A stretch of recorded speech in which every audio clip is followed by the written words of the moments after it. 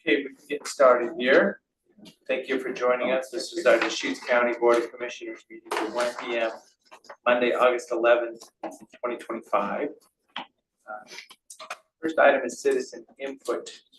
Is there anybody with item not on the agenda? Anybody online? Okay, so see none at this time. Consent agenda. We have one item today. Approval of the consent agenda. Actually, I wanted to know where these two people were getting services because according to my file, we only have 41 beds. And I was just wondering which facility, if Evan was available, just to tell us where this housing is. Yeah, do we have a, and possibly? Oh, I guess they can let me later. Okay, we will find out. Cause yes, there's just, we're adding the 16 beds in Redmond, but we don't have many beds. So I'll second it then. Okay, it's been moved and seconded. We'll get a little bit more info. So this is just, some dollars that are able to be provided for our service elements. Any other discussion? Commissioner Chang? Yes. Commissioner Dare? Yes. Chair will vote yes. Okay. This time, item number 2, Department Performance Measures Updates. FY25 Q4. Good afternoon, Commissioners. Jen Patterson, Strategic Initiatives Manager for Deschutes County. Today we are having 3 departments go before you to give updates on fiscal year 2025 Q4 performance measures. Performance measures are set each year. They fall under the county goals and objectives that the commissioners set, and departments are chosen each quarter to come and provide updates on performance measures. Today, we're going to be giving performance measures updates under Resilient County and Service Delivery. So our 3 departments are Community Development, Fair and Expo, and Road. We'll have Community Development go first. We have Peter Gutowski, CDD Director, Randy Scheid, and Angie Hebner with CDD to give an update. And then I'll come back again. I know Jeff is online for Fair and Expo, so we'll go to him next to give an online update. But first, let's turn it over to CDD. Thank you. Welcome.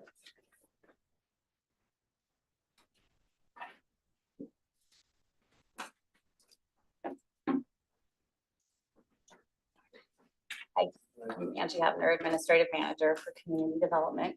And I'm here today to talk to you about the performance measure specifically for coordinated services.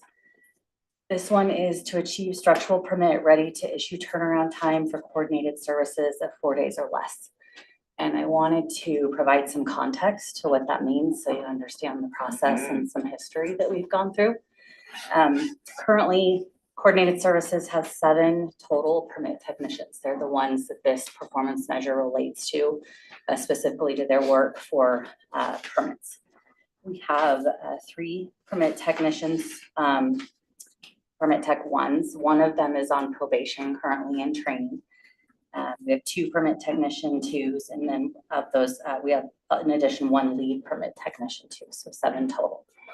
And I wanted to provide some historical context because I know you guys get calls on this in the transition from paper plans to online permitting, and this is relative to that. When you're talking to constituents, you do, yeah.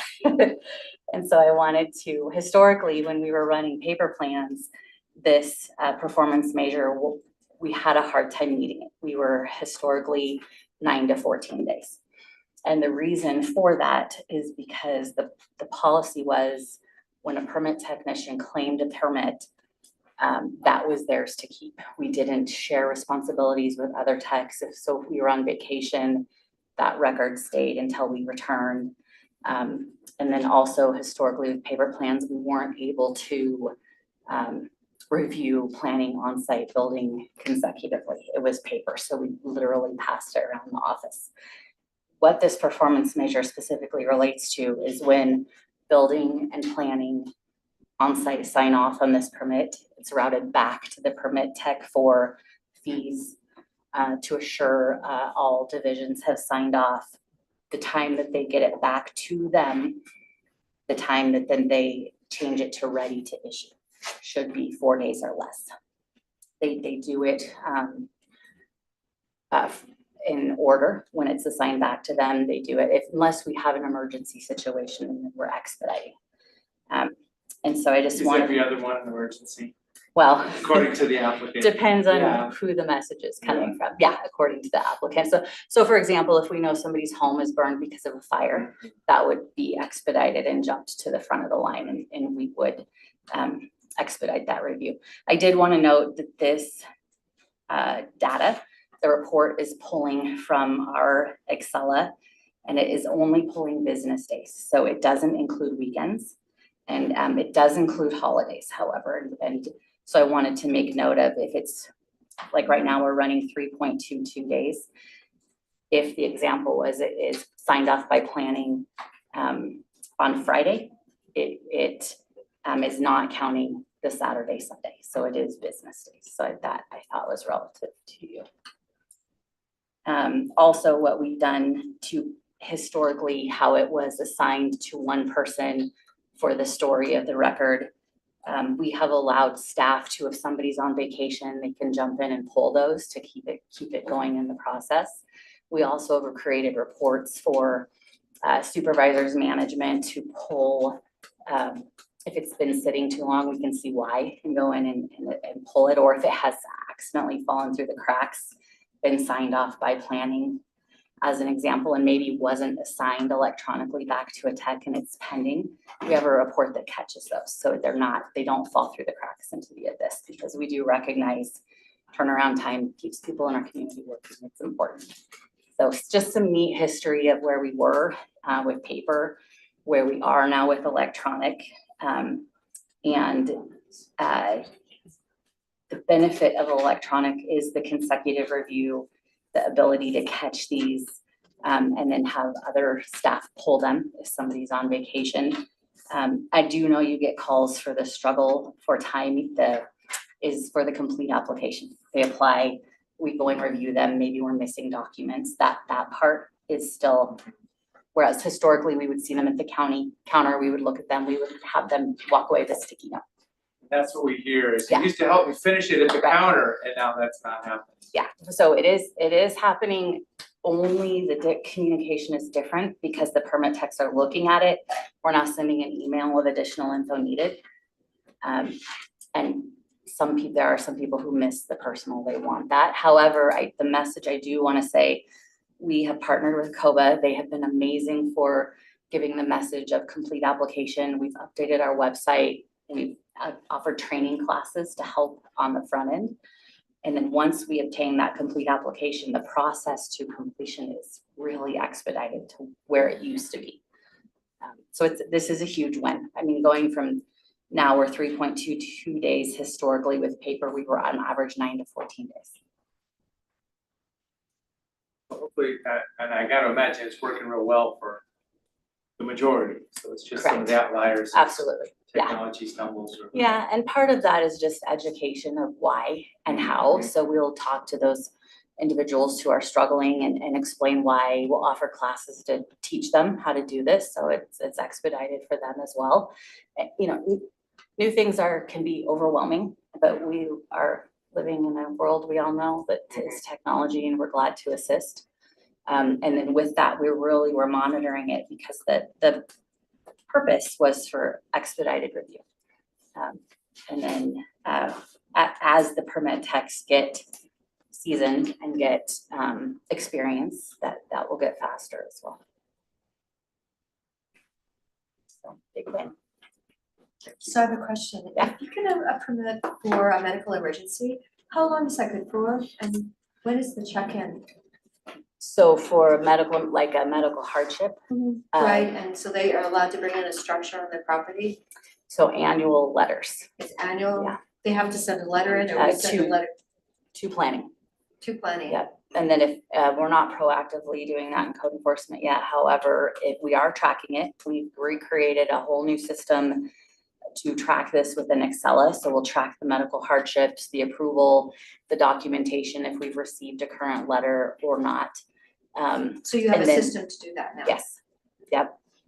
Yeah, it's worked great. We created it this year in coordination with planning, and we are current with that. So if somebody calls and says, hey, is there a medical hardship approval on this property? We instantly can pull the address, look and see what it is, look and see if the documentation that we've received from the doctor's note is current. And then the status shows that.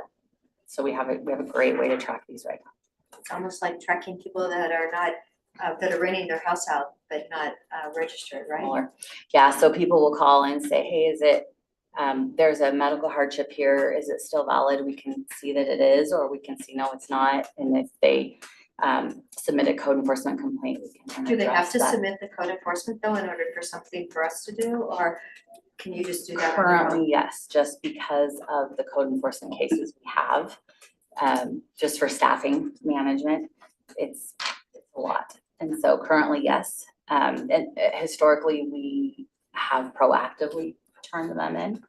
But right now, just trying to get current with our pending complaints that you guys are very much aware of. We are not proactively doing that until we get caught up at this time. We put it 2 years for medical hardship. Oh, yeah, State think law, so. state law change. Yes, I think we did, yeah.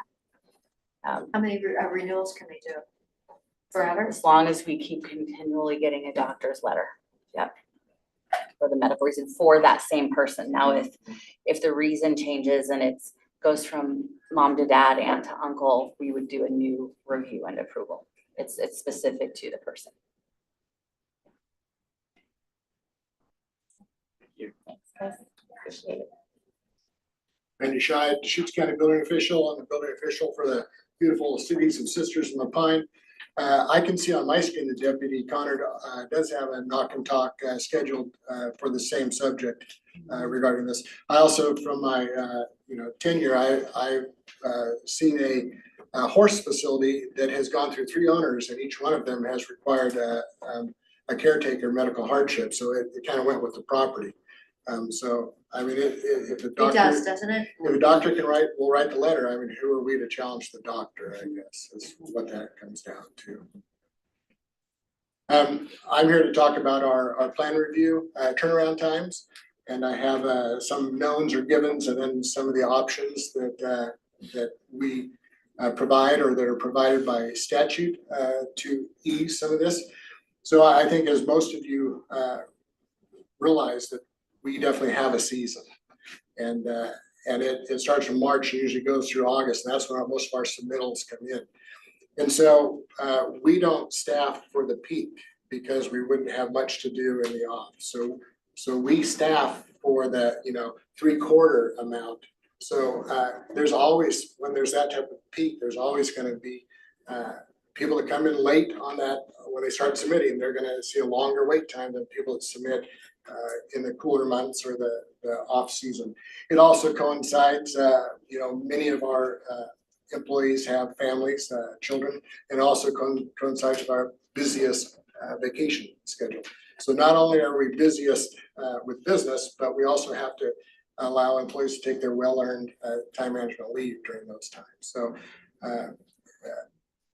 that being said, they are all very aware of this and have a personal connection to this. We brought in one of our hybrid field inspectors to help with this staffing. We do that pretty consistently when we see that curve starting to really jump up. And we have went, I think in the last week, from 117 or 20 in our queue down to 80 something today. So they are getting under those numbers. And with him, we can help because he's only temporary. He doesn't need to grab ones that are complex, they're gonna drag out. We try to have him do the pole barns, the easies, the ones that he can just, review them, stamp and go, so that he's not being held up when we do have to send him back into the field. So that's something we've always done. We also offer overtime to, we mainly have plans examiners and field inspectors. And right now, the plans examiners have all been offered overtime to do this. Once again, there's a work-life balance, and overtime is a part of the solution to one of our options also, and we don't want to burn our people out during these seasons.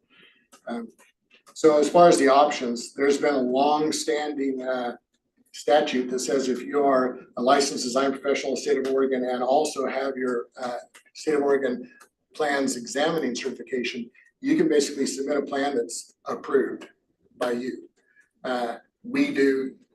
We will still review them just for design criteria, for where they sit on the lot, things like that. We will charge a fee for that, but it's not the same plan review fee.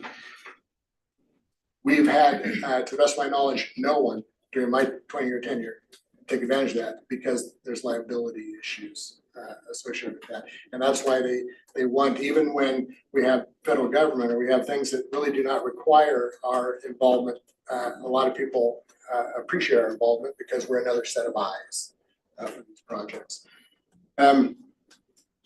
We also have another longstanding statute that says if we cannot meet these plan review times during these busy cycles, that we need to have at least 3 private plans examiners that we will accept from.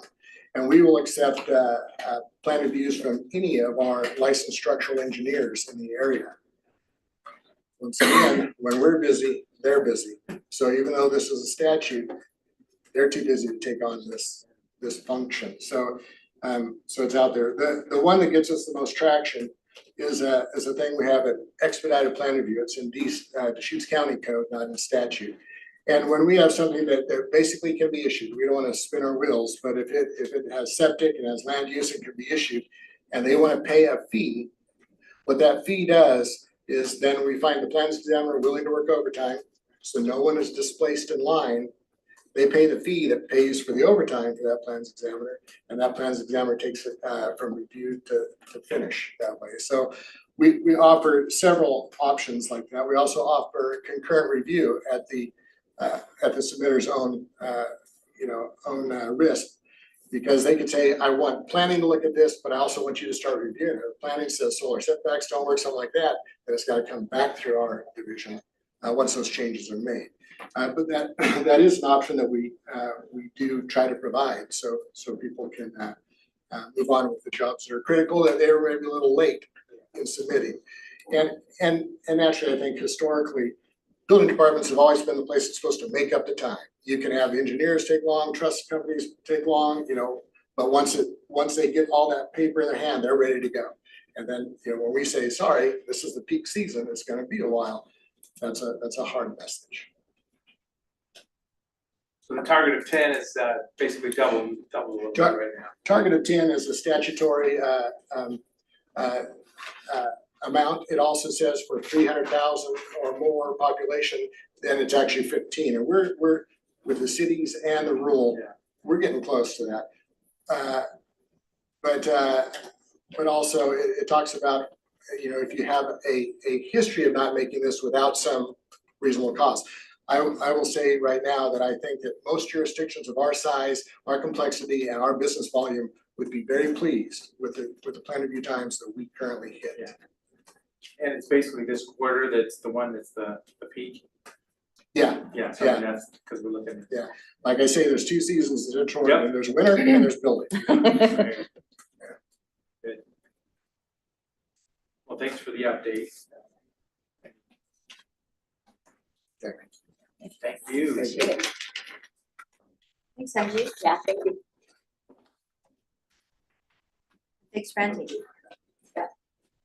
Next up is Jeff. You need any further introduction, or are you good? I think I'm good if everybody can hear me. Oh, we have volume issue. Looks like you're not on mute, but we don't hear you. Can you hear me now? Nope.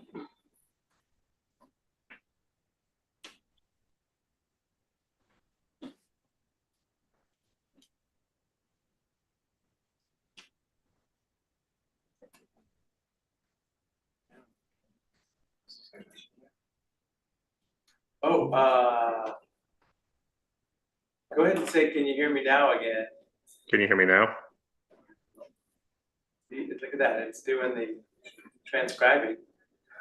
Oh, that's interesting. So you can read what I'm saying, but you can't hear it. Read Why your don't you just, comments. Zoom can hear you. A lot of F words there.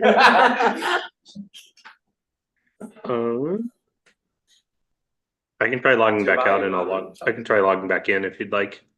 It's because You can hear us, right? Yeah, you Yeah, can he hear can us, yeah. And Zoom can hear them because they're transcribing.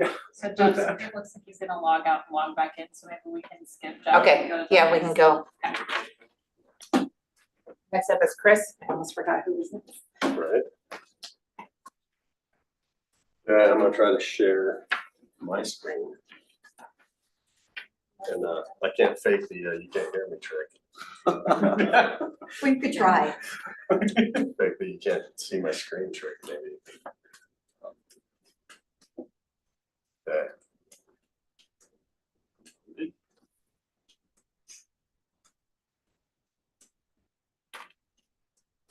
And somebody that's on Zoom can hear Jeff, so I don't know if that, Oh.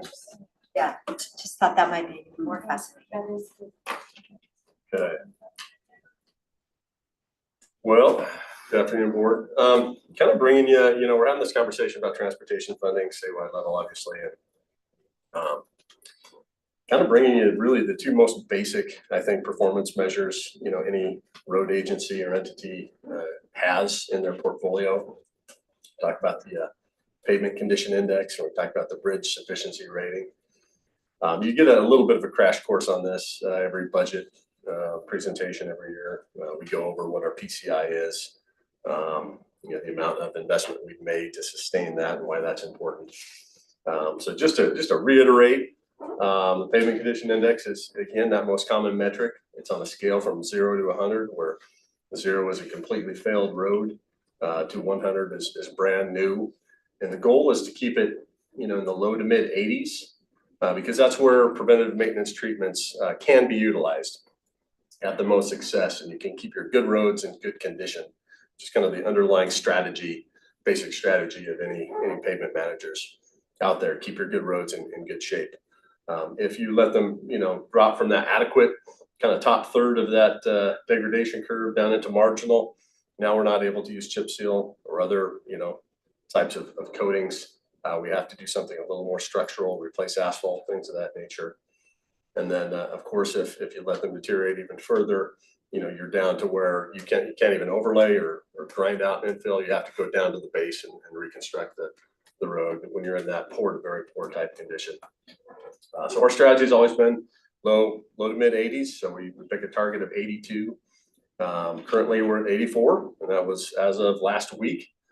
We have real-time degradation data as it relates to when performance measures are, or when maintenance treatments are applied, and how that affects our PCI. So we're right in, on that target, and we've been there for quite some time. So that's kind of system-wide average. System-wide average, yeah. Some roads are gonna be higher, some are lower, but that's. Correct, yeah. For the most part, almost 100% of our system is in that good category, PCI above 70. So any questions on that? So who actually does that testing? So we hire a third-party private company called Capital Asset and Pavement Services. They actually survey all the arterials every year, and then a portion of collectors every other year, and then a portion of local roads every 2 or 3 years. So we put more emphasis on the important roads and their pavement condition initially. And they do it the old-fashioned way. They select a sample of what they feel is the representative deficiencies that they see, the amount of cracking, rutting, things of that, patching, things of that nature.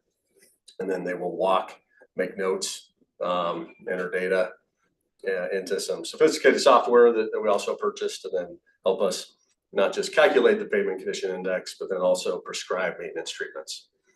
So what's the right treatment for the road that they've inspected? Okay. Try to scroll down here.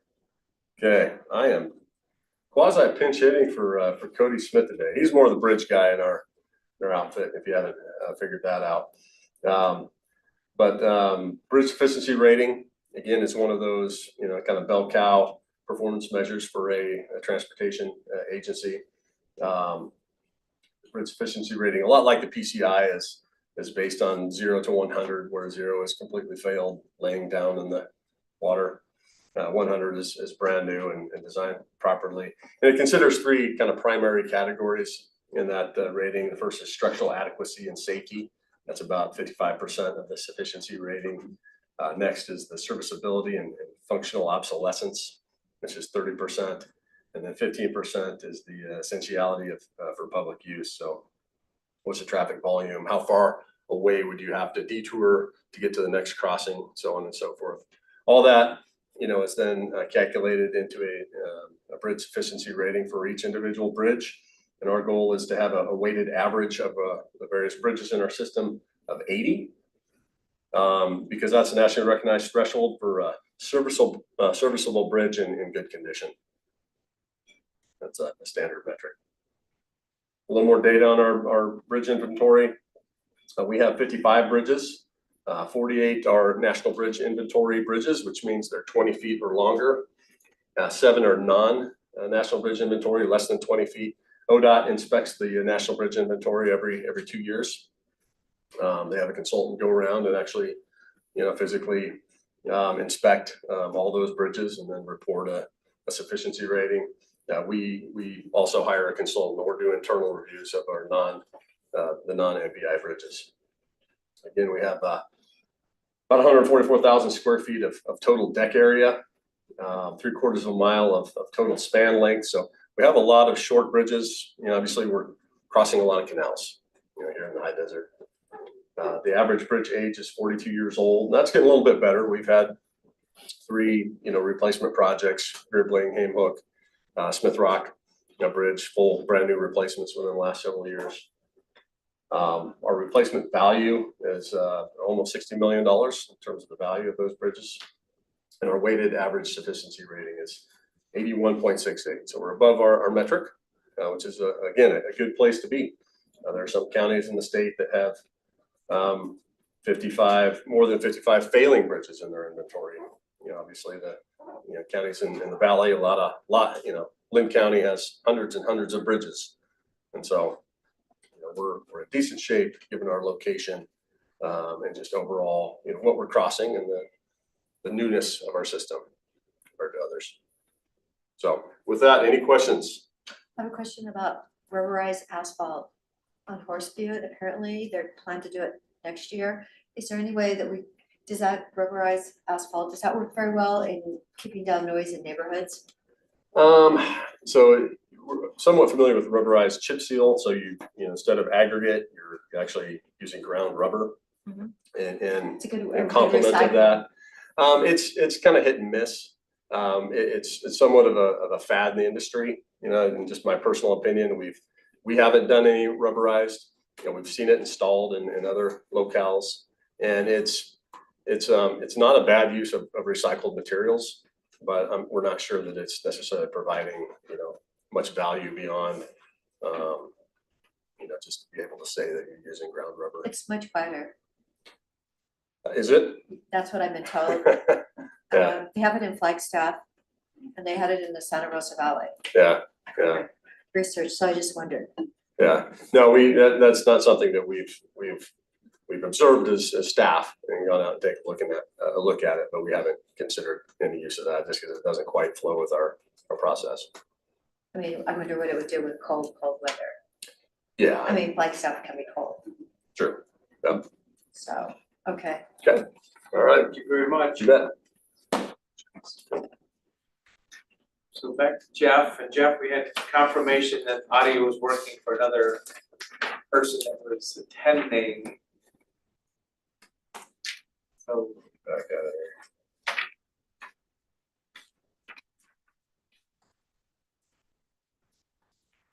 All right. Good afternoon. Can you hear me this time? Better? No. I did send the link through your email for your phone, so you can use your phone. oh yeah, if you can check a email, maybe just dial in, because it's audio in the room, maybe. Want me to call him? Oh, no. You can dial into the Zoom. I Alright. emailed them Alright. how to join my account. Probably a lot of numbers, but we'll get there. Yep, no problem. Put something in the room. It's. Yeah, I checked and it looks like it's how it should be the Hong Kong.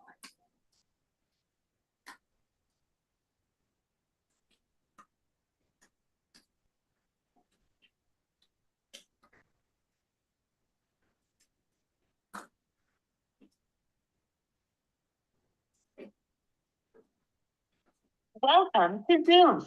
Enter your meeting ID followed by pound. Looks like I see Jeff's phone prompting in the transcription, so I think. That's the audio from, Enter your participant yeah. ID. so you can turn yourself on mute now, Jeff. The Zoom call. You have joined the meeting as an attendee and will be muted throughout the meeting. Oh, it's happening. The phone, yeah, the phone. That's still picking up on his phone, but not in the room. The host would like you to unmute your microphone. You can press *6 to unmute. You are unmuted. On your phone, *6 on your phone. All right, can you hear me now?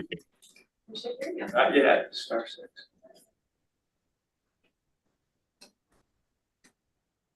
How about now? We haven't had a failure like this in a while. Can we postpone this update for next week and work on technical Still nothing. Oh, yeah, so it's, yeah, so it says it's connected and you're talking and we've gotten that, so it's something audio on this side. So how about just give us a thumbs up or a thumbs down on your update for the quarter? There you go. But no, we don't have audio in the room because it said phone number speaking and we're still not hearing it. Yeah, sorry. Yeah, we can reschedule. Okay, Jeff, I'll be in touch and we'll just reschedule when we figure out the technical difficulties in the room. Thank you. Take care, thank you so much. Is there a meeting tonight? Thumbs up? Jeffrey? Yeah. Yeah, Fair Association. She asked if there's a fair meeting tonight. No? Oh my gosh, it's on my calendar then. Let's take it off. Yeah, no Okay. fair meeting tonight. Thank because you. Again, No Thanks, Jeff. fair meeting tonight because of the fair. Oh, the fair was last week. I think he means they're probably taking time off. yeah, Okay, delete. okay, well, so we're gonna step to our next agenda item. So this would be a work session in preparation for a public hearing for a text amendment to repeal state wildfire hazard map. Yeah, good afternoon, commissioners. For the record, Kyle Collins, senior planner. As Chair pointed out, this is a work session in preparation for a public hearing on Wednesday. This is regarding the very recent repeal of the state wildfire hazard maps. And given that repeal, we need to go back through some very minor sections of our code to conform our local language with what is now the state standards, specifically as it relates to rural accessory dwelling units. So just a very brief background here. I'm sure the commissioners are aware that last month, the governor signed Senate Bill 83 as well as Senate Bill 75. Senate Bill 83 is actually what repealed the wildfire hazard map, and Senate Bill 75 are these conforming amendments that deal with certain types of structures that were originally controlled by the hazard map. Primarily things like replacement dwellings in the FU zone, ADUs, which is what we're going to talk about here today. You can think of this largely as a set of housekeeping amendments. We don't have a lot of discretion involved here. Because the maps have been repealed, there's now a new process in place where local governments can move forward with wildfire hazard rules if they so choose. That's a future conversation that the board has already directed staff to go through. Just note that that is still forthcoming and on the window. But in this interim period, we have to update our local code to make sure that the standards actually reflect what's required in state law.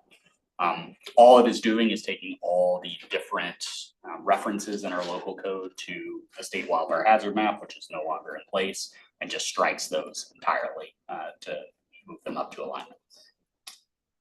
Because this has technically already happened, our code is sort of out of sync. And I'll speak a little bit more about this at the public hearing process, but there is somewhat of a time crunch to make sure that we're staying in alignment with state law. But obviously, it's always up to if people want to comment on what the proposed rules are at the discretion of the board, how we proceed. And you have a copy of what's going to be the proposed ordinance for these conforming amendments in your packet today, and I'll go over this in a little bit more detail at the public hearing itself. But with that, I can open it up to any questions that you might have. So the sections talk about if the statewide wildfire hazard map described has been approved, and then there's another section that says has not been approved. Correct. Following requirements apply. So are there any expectations or requirements in place, or are we gonna have a window of time where there's maybe less expectation than? So with these amendments, the current language that's in the code match what the previous state requirements were for accessory dwelling units regardless of the jurisdiction. So there was a set of rules that was in place before the map itself came online, which basically said if you build an ADU, you need to fire harden it, you need defensive space, et cetera. And then after the map came out, a new set of rules were intended to come into place where it was based on the hazard classification rating. These Senate bills that just passed last month scrapped all those rules in favor of a more overarching approach and left it up to individual. So if somebody came in with code the way it is right now, basically this would be not a valid section anyways. Correct. So this truly is just housekeeping. It is effectively just housekeeping, yes.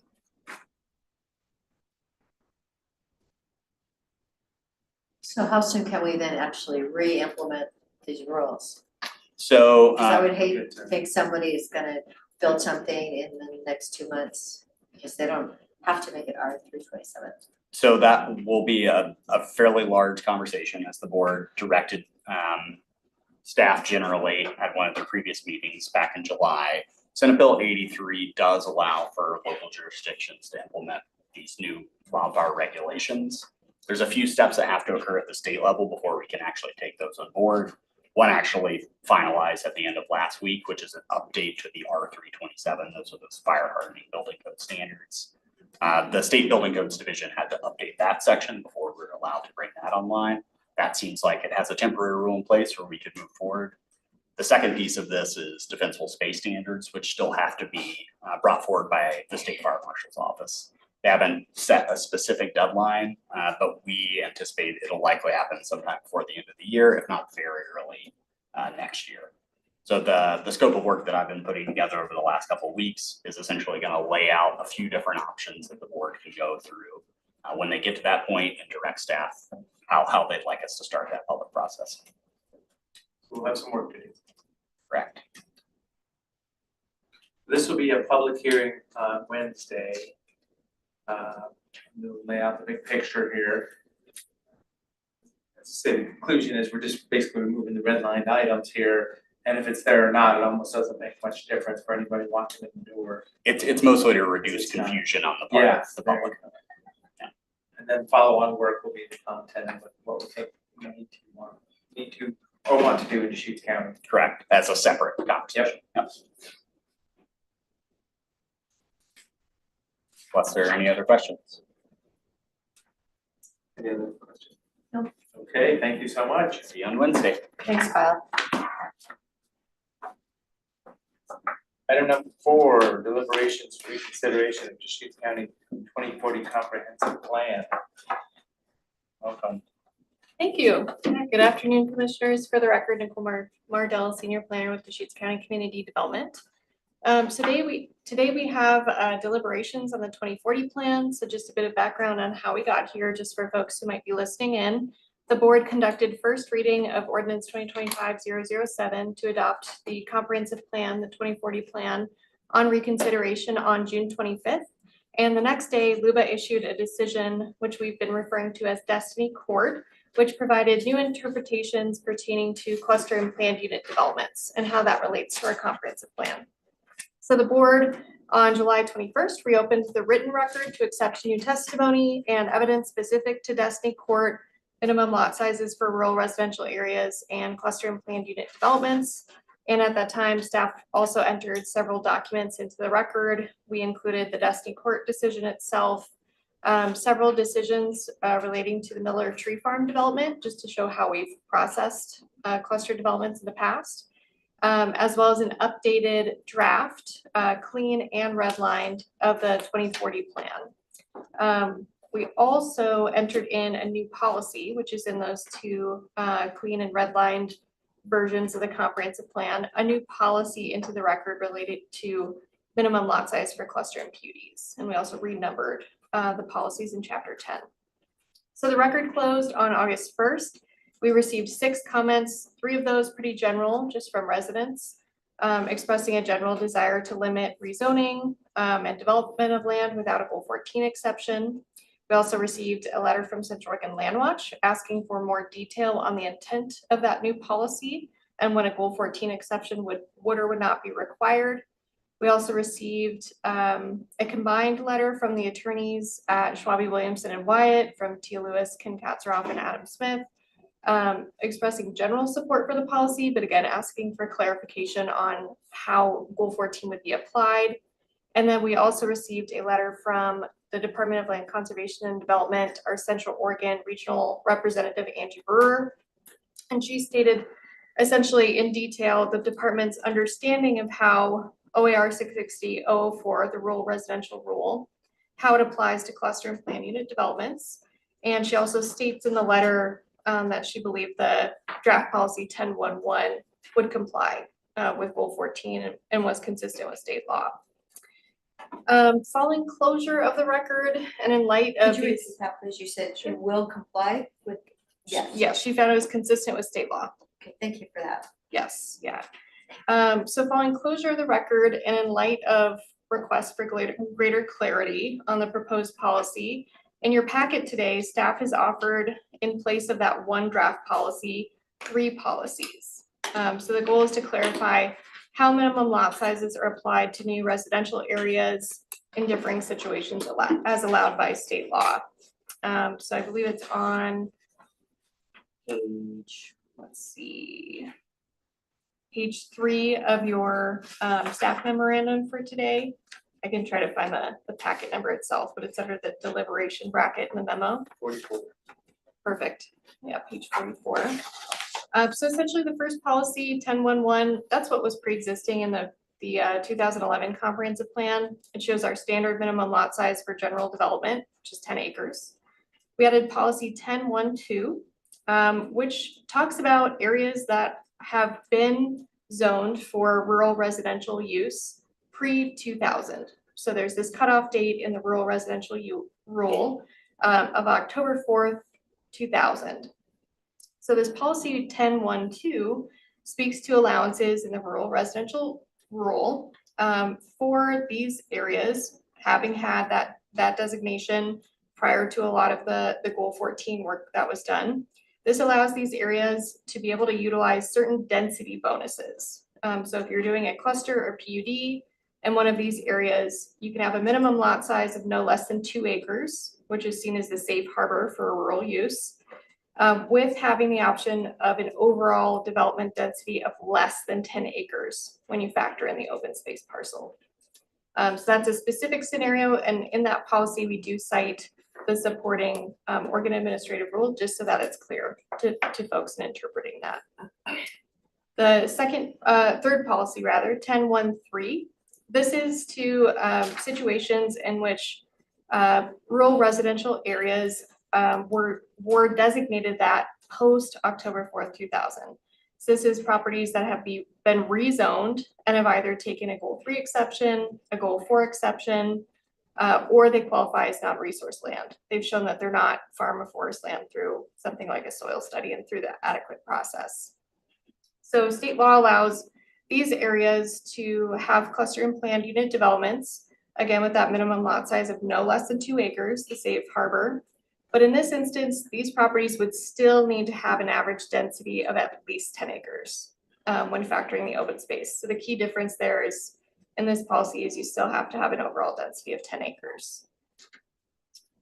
So with that, I'm happy to answer any questions about these policies. I also wanted to note we've updated the findings and renumbered policies in the housing section to reflect these 3 new policies. So we renumbered 1014 to 10111.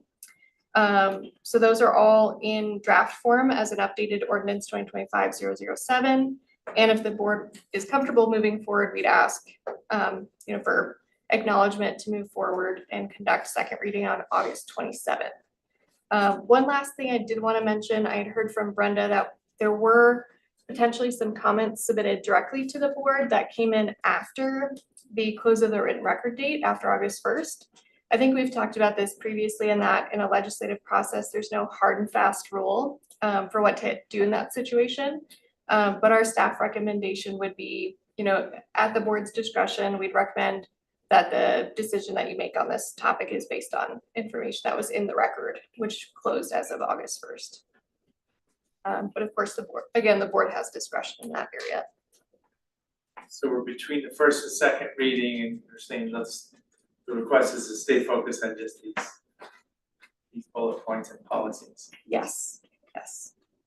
We'll see how we overview. So understanding the policy 10.1.2 and 10.1.3, having an option of having average densities less than 10 acres or a requirement that it's average 10 acres of the difference. Where did these come from again? I mean, was this? Yeah, so this comes directly from what's called the rural residential rule. So it's this carve out But I and mean, whose idea was it that from the first version of the policy 10.1.1 to kind of break it into the three pieces? How did that evolve? I think it was in coordination with legal counsel and staff. So I think we tried to keep it very simple in the policy that we had initially introduced. Okay. And then So as you're going through it, you just read all three pieces and it really lays it out clear. correct, yeah, we found from the letters submitted during the open record period, it appeared there was some confusion about what section of that rule applied. Okay, yeah, any thoughts?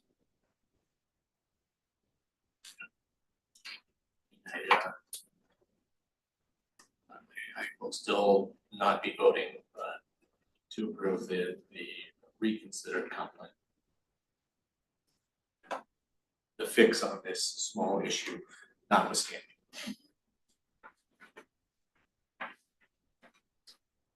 Thoughts? No, it seems clear, keeping it as simple as possible, I think is incredibly important, so I really appreciate that you've been with us through this whole process. And I guess I should be thankful that Dusty Court came in when it did. We were able to clear up our, certainly. If you're all ready, I can move to approve. Well, so yeah, just clarity again, so now this is deliberations on this narrow point. We have an order or an ordinance. Where are we in the process? We're plugging this in, or is this second reading or how? You might have just explained all that, but this is She what my head is. Yeah, oh, no, We're doing, no the second problem. reading is on the 27th if we do approve the Yes. amended plan. Yeah, so because this is more than just a Scrivener's error change, because we're between first and second reading, we thought it would be helpful to have deliberations to officially get your approval on these changes.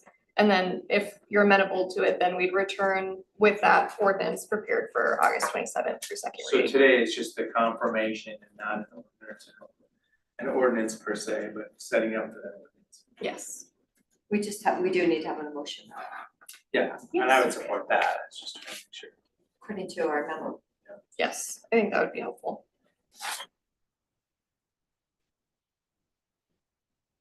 Yeah, go ahead then. Okay, so I move to approve the amended 2040 plan and direct staff to return for a second reading of ordinance number 2025-007 on August 27th, 2025. And I will second it. Any other discussion? Seeing none, Commissioner Adair, Yes. Commissioner Chang, and Chair votes yes.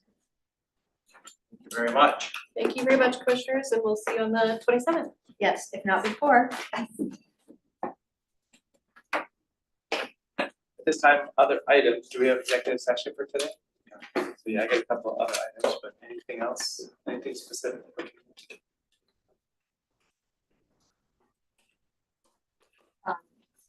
I did have a tour Thursday afternoon at the at Deer Ridge. I think it's my third tour. It now shows up on my Facebook page. Getting a job there will be my next opportunity. They keep offering that. Yeah, I keep getting it, and they said, I go like, well, you know where, anyway, it ends up, the over 1,000 people that are in the facility, and it's still only using half of it. 650 of them are mentally ill. So is that just the saddest thing? And the superintendent actually was part of the tour and said when she started 25 years ago, the mental illness just was not at this level. Now, I've talked to other people and they say, oh, no, it has always been, but she first worked in, I think Vail, where there's a huge prison. And then I did find out that Pendleton is not completely full, that was the state hospital, which they closed at 14. It has a couple 4 areas of it that are not being utilized. So it was, a great tour, the grounds have never looked better. The people that are there are doing a spectacular job and really keeping both the property up to date. Thank you. I'll just report back that on Thursday morning, there were a couple of events and counselors headed out to the Gales property by the Ward Hanby roundabout, and I heard they were going. I asked to join them and went and got to be part of the discussion about how the proposed shelter facilities out there would be beneficial to the city and to the city community. Great. Anything else? Nope. I attended the COAC board meeting Thursday afternoon, so the Public Transit Advisory Committee members, some of them were there at their meeting, and talked about fare guidelines, going from a free fare to a fare policy to a $2 ride, which is half price for a set of bulleted items for folks that elderly or in need. So it looks like in the end, it's fare guidelines is to implement on or before January 1st, 26. We were trying for November, but just logistics of getting there, so that's gonna be coming around. Also, the audits for the COIC proper were in the news recently. There's confidence that they're gonna be able to finish up 2 more audits and then get this next year's audit done by the first part of next year. So it's just got behind. The auditor had it was an individual auditor who passed away, which put him upside down in that whole situation. And then Newberry Country Plan was presented because that was the rural development department, so they were able to talk about that and present that to the community. Just remember, this is all the city councilors and the commissioners from the Tri-County area, so everybody got really engaged in that, just talked about the big picture and what it was and how it's wonderful for Southern Deschutes County.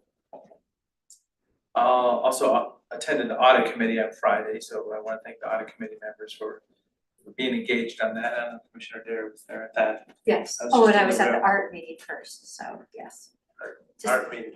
The art meeting, yes, there's a committee to select the art for the airport expansion. Oh, there you We have $1 million budget. It's a committee of about, I think, 8 people approximately. And there are areas in the new airport that will be utilizing this art. So it's a great opportunity. So I got some news for you, Commissioner Dare. Last week, I think you mentioned about my registration fee for the Did it car. go up? It went up. It's $316 Well, I'm now. so happy to hear that. So, well, and now the legislature's gonna get in, session in a couple weeks and add more to it. But yeah, so it just happened 2 years ago. It was hadn't gone up yet, but now it's $316. So I think mine's 160. see, it's almost double. For 2 that. years, Yeah, see. Well, but you could still get your EV, whatever it is. I saw- Overgo thing. Yeah, I saw that was still available through something, so. Yeah, So, but yeah, just let you know, it definitely went up. okay, So- well, thank you for that information. Well, you're welcome. I should have let Chris know. Yeah, Put the numbers in there. So then 2 more things. Oregon Emergency Management Association Conference coming, so that's gonna be hosted here in October at the River House. I've been asked to just say some introductory words as they open up. I don't know if the October date is, but I'm looking forward to that. And that fits in with our Core 3 efforts and the SIEC efforts that I'm doing also at the state. And then we got the email, I'm just comparing with my fellow commissioners on this. So Wednesday, November 12th, ridge top to rooftop, creating wildfire resilient Oregon. So this is, I think it's Department of Forestry, State Department of Forestry. Any thoughts on that, or is this a new conference, or is it something that's gone on before? Well, they did I'm forgetting the exact title, but they did this big statewide landscape resiliency planning effort And this is sort of a rollout for that strategy. So building on the success of the inaugural 23 Landscape Resiliency Summit. Yeah, there was a product. I fell out of Nathan, I can't remember his last name right now, but he's been through the region, talked to a lot of people, and they developed it, it's a 20-year resiliency strategy, state resiliency strategy, and this will be very much tied to that strategy. Yeah, so I'll send it back. Okay. Yes, there was a fire yesterday in Antler, and I'm wondering what time our security people were there, because that fire, I think, was at 30 acres. What did I hear? I mean, the amount of force they put on that, thank goodness, but what did all that cost? And yeah, it looked like it was out there in our population, so I'm just hoping that it took out a bunch of juniper trees and no people were put in harm's way. I don't believe I've heard that. And Saturday night was Mountain Stars, incredible gala. It was, I would say, incredibly successful. They raised $345,000, and they seemed really pleased with that. So that was nice to know the community was really supporting Mountain Star. Wasn't nice enough. Just wanted to share that first item on our consent agenda. Telecare, I thought this was the case, but I wasn't sure. But Telecare is the entity that operates the Deschutes Recovery Center, the 16-bed secure residential treatment facility over by the public safety campus. Maybe that's where the, So that's where. Well, That's we where the don't service have is. very many beds, so I just was wondering where we were paying. So, yes. okay, anything else for this meeting? Seeing none, meeting is adjourned.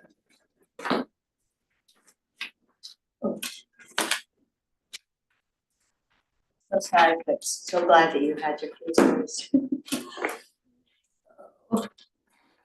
No, my horse trailer is as much as my vehicle. Well, we've driven back and forth from La Pine to Redmond a few times, hey, so I buy gas every couple Well, times recently. Good, I'm Thanks for the glad, time. I'm glad to know that.